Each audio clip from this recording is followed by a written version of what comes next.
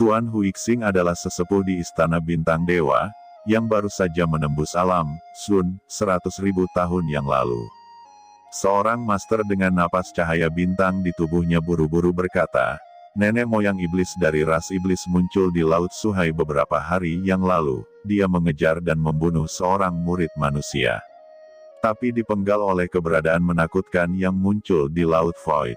Yang mulia penghancur bintang dikirim ke Laut Void Tide untuk menyelidiki kebenaran berita itu, dan dia seharusnya berada di dekat alam surga selatan sekarang. Tuan Huixing berkata dengan dingin, nenek moyang iblis benar-benar mencari kematiannya sendiri. Tanah Laut Suhai bukanlah sesuatu yang bisa dia hancurkan. Mendengar itu, semua orang terkejut. Apakah Lord Star Master mengetahui beberapa petunjuk tentang Suhai? Perintahkan segera Master Sekte untuk pergi ke alam Celestial Selatan. Alam Celestial Selatan akan mengalami perubahan drastis dalam waktu dekat, dan perubahan drastis ini akan terjadi di Paviliun Pedang Tongtian. Kata Tuan Huixing.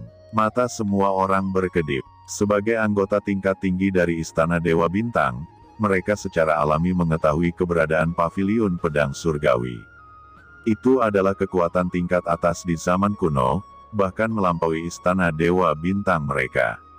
Untuk pejabat senior Istana Dewa Bintang, itu juga merupakan kekayaan yang mengejutkan. Ketika perintah Tuan Huixing jatuh, dia terdiam lagi, dan ketenangan kembali pulih. Saat ini di Void Tide Sea, di atas bintang yang meledak dengan api yang menghanguskan, naga api meraung seperti hari kiamat, dan di dalam naga api tak berujung ini, duduk di sana sesosok yang menjulang tinggi, bintang tak berujung itu meledak, dan kekuatan nyala api terbentuk olehnya. Orang ini adalah Yang Mulia Penghancur Bintang, Master Sekte Istana Bintang Dewa. Tiba-tiba, Yang Mulia Penghancur Bintang membuka matanya dan melihat jimat pesan yang diukir dengan rune rumit yang tak ada habisnya. Setelah akal ilahinya merasakan pesan itu, seluruh sosoknya tiba-tiba berdiri. Alam surga selatan, reruntuhan Paviliun Pedang Tongtian. Gumamnya, tubuh Venerable Star Destroyer tiba-tiba bergetar, dan seluruh tubuhnya penuh kegembiraan. Tanpa diduga, saya datang ke alam surga selatan dan menemukan hal yang begitu baik. Haha, Tuhan membantuku. Jika saya bisa mendapatkan harta Paviliun Pedang Surgawi dan kembali ke Istana Dewa Bintang, statusku pasti akan meningkat pesat. Kata Yang Mulia Penghancur Bintang ini dan tiba-tiba menghilang. Pada saat yang sama, Yang Mulia Ye Guang dan Yang Mulia Jiuyu yang menyelidiki tempat lain di Laut Void Tide juga bergerak dan terbang langsung menuju langit selatan. Sedangkan di alam surga timur saat ini, di kekosongan tak berujung. Napas seperti lautan naik ke langit, dan langit yang luas di sekitarnya tiba-tiba ditekan oleh kekuatan ini. Sosok seperti Dewa Iblis perlahan keluar dari sana. Setelah bekerja keras sekian lama, kursi ini akhirnya menembus ranah Yang Mulia Zun. Haha, hahaha. Ini adalah sosok yang dikelilingi oleh aura hitam tak berujung, dan matanya mekar dengan cahaya ilahi. Di tubuhnya, ada kekuatan gelap yang mengerikan, dan kekuatan gelap ini sebenarnya menyatu dengan tubuhnya. Apalagi dipadukan dengan nafas aturan surga di tubuhnya. Perlu dipahami bahwa kekuatan kegelapan dan jalan surgawi pada awalnya saling eksklusif, karena mereka termasuk dalam dua kekuatan yang berbeda, tetapi pada orang ini, kedua kekuatan tersebut tidak menolak, tetapi membentuk keseimbangan tertentu. Benar saja, melalui kekuatan kegelapan untuk menembus alam yang mulia, pada saat terobosan, saya bisa menyatu dengan surga. Dengan cara ini, kekuatan kursi ini cukup untuk melampaui beberapa orang yang mulia Zun biasa. Kata sosok ini keluar dalam satu langkah, ternyata itu adalah Palace Master Yaomi. Saat ini, tidak ada seorang pun di dunia yang tahu. Itu kebetulan merupakan kesempatan untuk menyatukan seluruh alam surga timur secara rahasia. Pelangi ilahi muncul di mata Palace Master Yaomi, seolah-olah bintang-bintang di alam semesta dihancurkan bersamanya, meledak dengan semua kekuatan yang ada dalam gulungan itu. Tetapi pada saat ini, suara yang luar biasa tiba-tiba menyebar ke telinga Palace Master Yaomi. Dia mengangkat kepalanya, dan melihat bahwa ruang kacau tiba-tiba muncul di kehampaan di depannya. Dari kekacauan itu, sepasang mata gelap terbuka. Sungai kegelapan yang panjang muncul di dunia ini. Di atas langit, terdengar suara gemuruh. Saat sungai yang gelap ini muncul, langit-langit berguncang. Kekuatan mengerikan dari surga ditekan dengan gila-gilaan, surga juga ingin menekan leluhur ini. Konyol, aura gelap tak berujung melonjak, itu benar-benar menekan dao surgawi secara langsung. Melihat adegan itu, Tuan Istana Yaomi terkejut. Dia baru saja menerobos Yang Mulia Zun, dan berada dalam masa kepercayaan diri yang tak tertandingi. Tetapi ketika sosok menakutkan ini muncul, dia jelas merasakan kekuatan kegelapan di tubuhnya, dan dia ditekan dengan gila-gilaan. Ada dorongan untuk menyerah. Ditatap oleh sepasang mata ini, Palace Master Yaomi benar-benar merasa seperti sedang ditatap oleh kematian. Palace Master Yaoji, Anda telah menembus ranah bangsawan, apakah Anda tidak takut dengan leluhur iblis ini? Terdengar suara dari sosok itu memandang Master Yaomi dengan mengejek. Aku telah melihat Tuan leluhur iblis. Kata Tuan Istana Yaomi terkejut dan buru-buru memberi hormat dan berlutut dengan satu kaki. Yaoji, jangan lupa, siapa yang membuatmu menerobos ranah bangsawan, tanpa kekuatan kegelapan, apakah menurutmu kamu bisa menembus hanya dalam 10.000 tahun? Kata leluhur iblis mendengus dingin, suaranya seperti petir dari langit biru. Apakah ini leluhur dari ras iblis abisal? Terlalu kuat, hanya embusan napas yang membuatnya hampir pingsan. Apakah ini jarak antara dia dan penguasa tertinggi surga? Ini adalah taipan ras iblis, yang benar-benar bertanggung jawab atas keberadaan keabadian. Sejak zaman kuno, dia telah bertahan sampai hari ini. Leluhur iblis abisal ini tiba-tiba muncul di hadapannya. Mengapa? Banyak pertanyaan berkelebat di hati Yaoji. Aku tidak tahu apa yang dipesan senior. Kata Palace Master Yaomi menundukkan kepalanya, matanya berkedip, dan berkata dengan hormat. Terakhir kali, ras iblis berkunjung ke Laut Void Tide, dan kemudian mengalami kejatuhan. Mungkinkah kali ini leluhur iblis abis datang untuk bertanya kepadanya mengenai hal itu? Fikir Palace Master Yaomi gugup, menundukkan kepalanya, matanya berkilat dingin. Nenek moyang iblis abisal dengan samar berkata, kamu harus melakukan sesuatu untuk kursi ini. Kamu harus pergi ke pegunungan Tiandang di alam surga selatan untuk memenangkan situs paviliun pedang Tongtian kuno, dan mencegah hal-hal tertentu jatuh ke tangan umat manusia. Dapatkah engkau melakukannya? Kata sepasang mata itu. Reruntuhan paviliun pedang Tongtian. Gumam Palace Master Yaomi menyedot napas.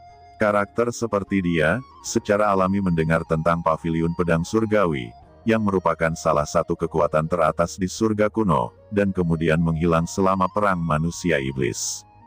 Reruntuhan tersebut terletak di alam surga selatan. Baiklah, ini kesempatan bagus, generasi muda tidak akan ragu-ragu. Tuan Istana Yaomi segera berkata, bersemangat di dalam hatinya. Mantaplah kalau begitu, selain itu, manusia Tianjiao yang dikejar di Laut Void Tide, siklus sebab dan akibat, reinkarnasi surga, dan bahkan penampakan paviliun pedang Tongtian semuanya terkait dengan orang ini.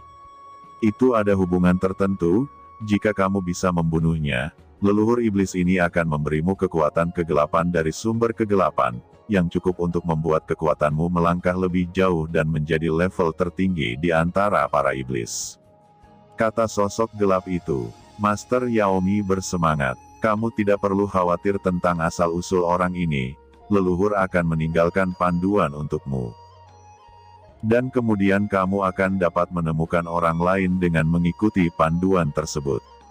Tiba-tiba sebuah pita hitam tak terlihat meledak ke arah Palace Master Yaomi. Palace Master Yaomi ketakutan, apa yang ditinggalkan leluhur abis demon di tubuhnya. Raungan gemuruh bergema, dan akhirnya, sepasang mata itu tiba-tiba menghilang ke dalam kehampaan. Palace Master Yaomi berdiri, menghela nafas, dan matanya melonjak dengan cahaya yang mengerikan. Palace Master Yaomi melangkah keluar, melangkah ke dalam kehampaan dalam sekejap, dan dengan cepat menyapu ke arah alam surga selatan. Saat ini Qin Chen tidak menyadari bahwa setelah terobosan aturan pedangnya, resonansi dari kanon pedang tanpa nama dan token pedang di tubuhnya akan menyebabkan gerakan abnormal dari makam pedang, menyebabkan master yang tak terhitung jumlahnya dari surga berkumpul. Pada saat ini, dia masih sepenuhnya tenggelam dalam resonansi kanon pedang dan token pedang tanpa nama. Kedua kekuatan bergabung untuk membentuk jimat pedang yang unik. Qin Chen tampaknya melihat cahaya pedang yang tak terhitung jumlahnya dalam reinkarnasi, seperti siklus hidup, hidup dan mati. Yin dan yang bersifat umum. Aura misterius dan misterius muncul dalam persepsi Qin Chen. Tiba-tiba, aura pedang yang agung berfluktuasi dan menyebar, dan area perbaikan rantai tempat Qin Chen berada benar-benar runtuh. Puing-puing beterbangan secara acak, dan aliran udara seperti pedang. Di puncak Gunung Daozong kuno, pilar energi pedang lurus ke langit, menghubungkan langit ke bumi. Banyak orang di Sekte Dao kuno menatap aura pedang yang menakutkan itu, terkejut di hati mereka. Qin Chen membuka matanya, apa yang ada di token pedang tanpa nama ini? Saya benar-benar merasakan aura mengerikan yang belum pernah terjadi sebelumnya. Kekuatan itu terlalu berdebar. Apakah itu kekuatan yang mulia? Tidak, bahkan yang mulia pun tidak begitu menakutkan. Fikir Qin Chen tiba-tiba mengepung aura pedang, mencemooh. Kehampaan hancur di bawah aura pedangnya, memotong kehampaan menjadi parit, mengubah kekuatan di tubuhnya menjadi pedang yang tak terlihat. Qin Chen merasakan gelombang niat pedang yang mengerikan di tubuhnya, dorongan untuk menerobos mendiang guru suci, dan asal mula tubuhnya melonjak tanpa sadar, niat pedang mengalir, dan hati pedangnya cerah. Tubuh berubah menjadi pedang yang tajam. Dalam aura pedang ini, kekuatannya luar biasa, seolah-olah dapat menembus ruang dan waktu dan memotong segalanya. Pada saat ini, meskipun wilayahnya belum menembus, kekuatannya telah banyak meningkat, dan pemahamannya tentang ilmu pedang telah mencapai tingkat yang belum pernah terjadi sebelumnya. Ini siang hari, dan orang-orang dari Sekte Dao kuno tidak berani turun gunung sesuka hati, begitu banyak orang telah memperhatikan pemandangan ini. Master Sekte, tampaknya Master Sekte tertinggi telah membuat terobosan, kata Penatua Agung Gu Daozong, berkata dengan penuh semangat kepada Feng Tianzhen. Feng Tianzhen berkata dengan gembira, ini hal yang baik. Penatua tertinggi layak menjadi ahli top. Aura pedang tadi luar biasa. Makam pedang sepertinya telah berfluktuasi sebelumnya. Apakah itu karena Master Sekte tertinggi menarik kekuatan makam pedang? Kata banyak murid Daozong kuno berbicara dan tampak bersemangat. Selama diskusi, Qin Chen tiba-tiba muncul di samping para tetua ini. Saya telah melihat Master Sekte tertinggi. Banyak orang buru-buru memberi hormat dengan hormat. Pada waktu bersamaan, Yu Qiansu, Sword King Mu Zifeng, King Qiuzi juga dengan cepat datang ke puncak gunung ini, dan mereka semua senang melihat Qin Chen datang. Kembali ke Master Sekte tertinggi, ada perubahan di arah makam pedang sebelumnya. Sepertinya ada aura pedang yang menembus langit. Itu menembus langit alam celestial selatan dan memasuki kehampaan yang tak berujung. Saya khawatir seluruh pegunungan Tiandang, dan bahkan seluruh alam surga selatan, banyak orang yang sudah mengetahui hal ini. Ucap seorang tetua berkata dengan hormat. Mata Qin Chen meledak menjadi cahaya ilahi. Ketika dia menggunakan kekuatan token pedang sebelumnya, dia merasakan kekuatan khusus dari arah makam pedang. Apakah karena dia? Sepertinya aku harus pergi ke Jianzhong, kata Qin Chen berkedip. Namun, sebelum meninggalkan Sekte Dao kuno, Qin Chen harus menyelesaikan beberapa masalah untuk sekte itu. Jika tidak, begitu dia pergi, orang-orang dari Sekte Tianyuan dan pasukan lain akan datang untuk mencari masalah. Akan tetapi, sebelum Qin Chen pergi, tiba-tiba, di kejauhan, teriakan dingin terdengar. Orang-orang Gu Daozong, cepat keluar, dan tinggalkan pegunungan Tiandang. Kalau tidak, aku akan membunuhmu tanpa ampun. Di udara di luar Sekte Dao kuno, 3 kelompok kuda muncul. Satu kelompok kuda mengenakan jubah hitam berdarah. Ini adalah orang-orang dari sekte Bayangan Darah. Kelompok pria dan kuda lainnya datang dalam berbagai jenis orang. Ada master dari berbagai ras. Pemimpinnya adalah seorang master yang mengenakan jubah seni bela diri berwarna biru tua. Kelima jarinya sangat tebal dan ganas, dan tubuhnya penuh dengan cahaya ilahi yang perkasa. Ini adalah penguasa Shenzong. Adapun kuda ketiga, tidak seperti ras manusia, ia memiliki sayap di punggungnya, bertubuh pendek, dan mengeluarkan nafas dingin. Ia berdiri di kehampaan, seperti hantu, dan merupakan penguasa suku kelelawar hantu. Pada hari ini, 3 penguasa kuat di pegunungan Tiandang berdiri dengan bangga dan agresif di luar sekte Dao kuno, dan datang ke sini untuk mencari masalah. Ekspresi Feng Tianzhen dan master lainnya tiba-tiba berubah. Orang-orang dari 3 kekuatan besar benar-benar datang langsung, dan para pemimpinnya masih beberapa guru suci puncak. Semuanya, pegunungan Tiandang adalah tanah tanpa tuan. Mengapa Anda harus mengusir saya? Kekuatan apapun di alam surga selatan dapat bertahan di pegunungan Tiandang. Dengan melakukan ini, Anda telah melanggar peraturan, kata seorang tetua Gudaozong berdiri dan berkata dengan marah.